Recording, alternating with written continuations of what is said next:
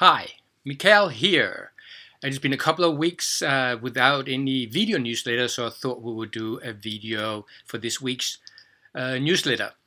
I want to sort of come back to something we have addressed earlier on, which is around the masculine and the feminine.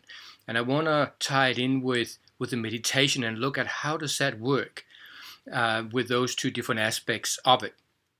And I also want to apologize if you tried to get onto the web TV show on Tuesday this week and you didn't get the link. There was apparently a technical glitch. So I will provide the link for that one, the replay link for you in this newsletter, or if you're getting to this on YouTube, I will put it into the description below. And that was the web TV show titled, Is Sex Good For You? So go and have a look at that if you haven't already done that. The masculine and the feminine is not just about intimacy and sex and that sort of stuff. It's really everywhere in our lives. And one area I'm going to start focusing more on over the next few weeks, and also leading up to the next web TV show in March, which will be about meditation and the feminine. Also the masculine, we're not going to leave the masculine out. But since that part is actually covered really well everywhere else, I want to specifically talk about the feminine side of it. And I'll start today just very briefly today. Most meditation practices, particularly almost everything in the traditional sense coming out of the eastern part of the world, is created by men. It's created by the masculine. And often initially, like back in the days, for men. So meditation is a very powerful thing, and it is equally powerful for men and women.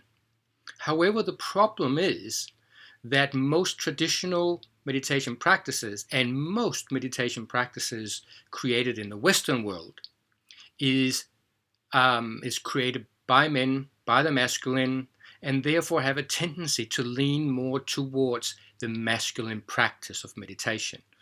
So the essence of meditation and what we want to get from meditation is the same for men and women, for the masculine and the feminine. The way we get there is not the same. The masculine meditation practice is very, very, very different to the feminine meditation practice. In today's world, most of the meditation you will find, including online programs and courses and meditation groups, will be leaning either entirely or mostly towards the masculine way of practicing. And it's not the most ideal if you're a woman, or if your core essence is feminine. And it's only in quite recent times that there are more female meditation teachers that are having meditation retreats for women only, where they really explore that side in much more depth. When I work with my clients, I'm working also with a meditation practice and gearing it differently, whether I'm working with a woman or a man. And it makes a huge difference to it. So I'm going to come back and talk more about that in the newsletters over the next few weeks, and particularly in the web TV show in March.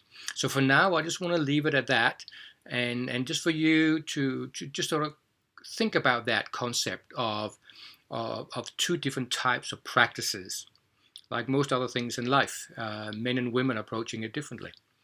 Including the sex, as we talked about. It is the same for meditation. And if we don't honor that, there's not the same depth of experience that comes out of that, particularly for women. For men, it's all right, because it's already there and have been there for thousands of years. So let's see if we can start focusing more on creating practices that are really suitable for the feminine, which in general means that they're going to be more accessible and more valuable for women to do. So for now, that's it for this week, and I look forward to catching up next week.